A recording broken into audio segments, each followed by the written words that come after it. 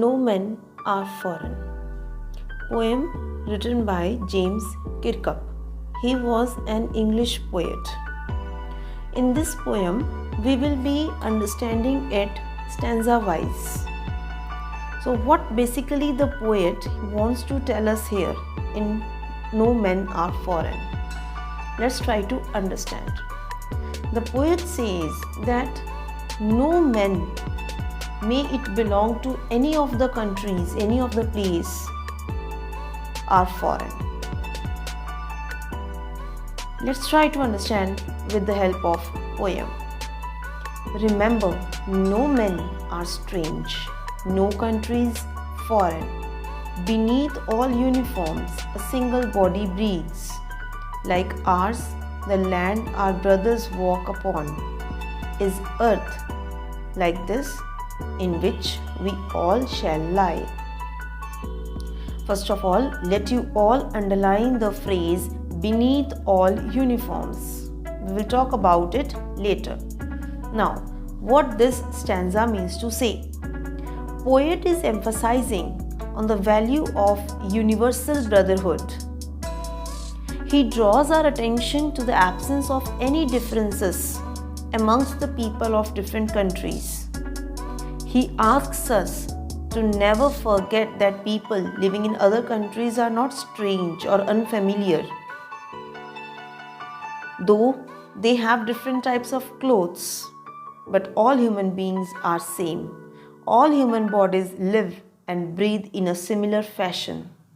We are all brothers because we walk upon the same earth that we have divided into countries. Also, we all shall meet the same earth in the end, when we shall be buried in it after death. So here, beneath all uniforms, the poet means to say here that provided of different nationality, religion, culture, we must not forget that ultimately we all are human. Right? Moreover, in this line, beneath all uniforms, a single body breathes. We have a poetic device that is metaphor. Okay, moving to next. They too, aware of sun and air and water, are fed by peaceful harvests, by wars long winter starved. Their hands are ours, and in their lines we read a labor not different from our own. So here, what does they refer to? They refers to the people of countries other than ours, whom we consider to be strange. The poet says, all the people of the world are nourished and nurtured equally by the elements of sun, air and water. Everyone is united by the sameness of spirit. Like us, the people of other countries too enjoy the harvests in peaceful times and dreadly starvation during wars. They too earn livelihood and their destiny is similar to ours. Again, in this stanza, there is a phrase, I must say, by wars long winter starved. Here, the usage of metaphor is being noted.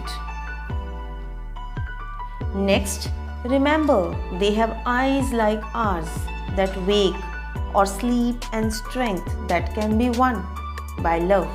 In every land is common life that all can recognize and understand. Now the poet here tells us to remember that the so-called strange and foreign people experience sleep and wakefulness like us. Even they sleep with the closed eyes and wake up with the open eyes.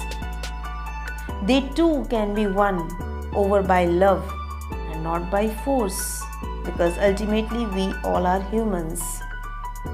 Their experience of life are similar to that of us. Hence, we all find something similar in each other's life and identify with each other. Now here we all need to pay attention towards the word common life. Now what does this common life means?